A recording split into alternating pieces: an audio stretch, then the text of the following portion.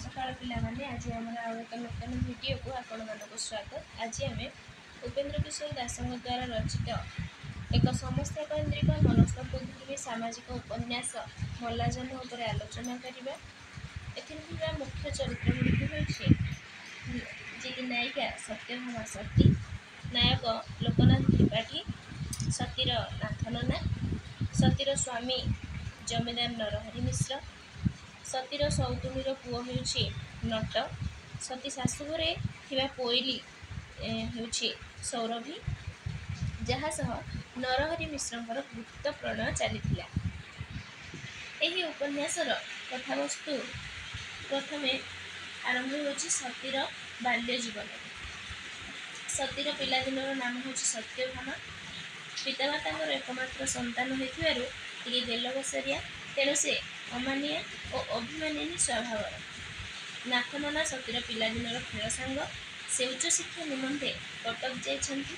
से फेरिला बेलକୁ सती बड़ हो जाइछि, तेणु नाथ ननार चाहाणी ता मनरे लज्जा सृष्टि करुथिला। परस्पर मध्यरे एक स्वर्गीय प्रेम भाव जागृत होइछि सती और नाथ नना मध्यरे। एपटे तत्कालीन समाजर नियम अनुसार सतीर विवाह बयस हेबारु पितामाता ता पाई बरपात्र खोजुथिले। एइठारे सती तार स्वाधीनता को हरैछि। सती जो भली भाव पूर्वर बुलाबुली करुथिला से सबू तार बंद हो जाइछि।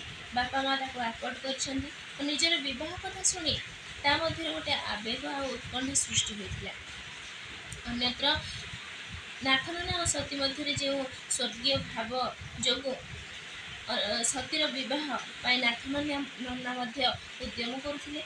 जेतेबेले नाथ नना शुणिछन्ति सतीर बापा सती पाई गोटे बड़ घर लोक को ठीक करिछन्ति, से खुशी हो जाइछन्ति।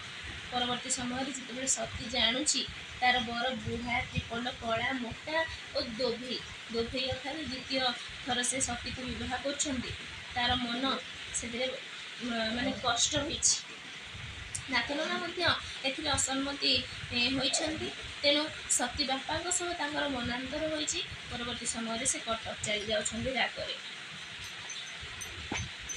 नाथ नना प्रति सती मनरे थिबा भल पाइबा प्रणयर परिणति होइछि। ए सब मध्य सतीर विवाह होइछि। सती विवाह पर तार ये जो अभिगुणी बा गुणहीन स्वामी बा बर कथा भाविछि, ता भीतर एक जंत्रणा अनुभव करछि से। पर सती तार सासू आदरर नट जी कि ता सौतुणीर पुओ ताकु पाई से शाशु घरे वृद्ध स्वामी को आपणैया पाई चेष्टा करिथांता, किंतु से जानिबा को पाउछि कि तार स्वामीर कोइली सौरभी सह गुप्त प्रणय अछि। तार कष्ट यह शुणी दुई गुण हो जाइछि। किछि दिन पर सती तार स्वामी नट सौरभी और चंपा सह कपिलेश्वर जाइछि।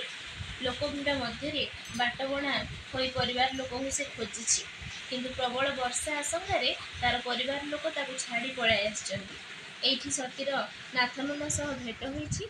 प्रबल वर्षा जोगु सेमाने सेई रातिटी कपिलेश्वर रे कटाइछन्ति। परदिन सती और नाथ नना जेतेबेले सतीर स्वामी घर को फेरंती, तार स्वामी दाउ ग्रहण करनानी अनेक कटु कथा कही घरे न रखिया पाई कहिछि।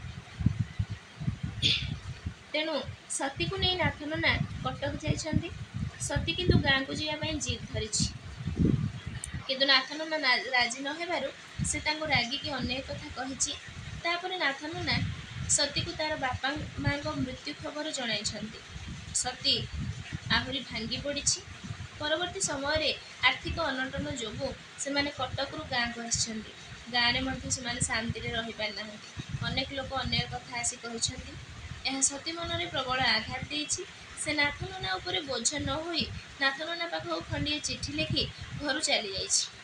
एही उपन्यासर परिसमाप्ति एक नदी पाखरे होइछि। एथिरु जणा जाउछि कि सती नदी रे आत्मघास देइछि। धन्यवाद पिला माने।